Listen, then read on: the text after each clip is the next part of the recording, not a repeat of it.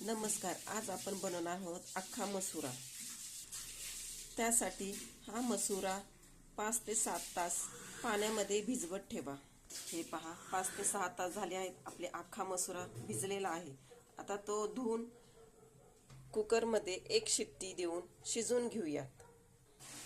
कुकरमध्ये पाणी ठेवलं आहे. आता हा भिजलेला अख्खा मसुरा पाण्यामध्ये आपण शिजवून घेऊयात.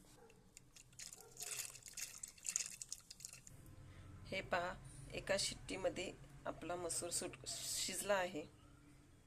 आता आपण फोडणी देऊया. त्यासाठी लागणार आहे कांदा, टोमॅटो, लसूण, आलं, कोथिंबीर.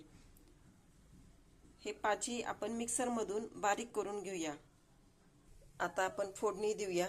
गॅसवर कढई ठेवा तापत. कढई तापली आहे. त्यामध्ये आता तेल ओता.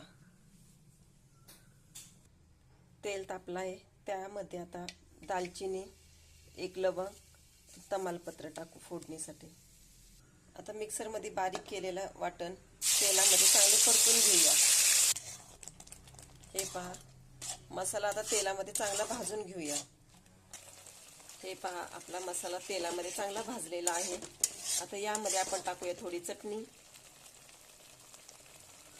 हळद आणि थोडा गोडा मसाला.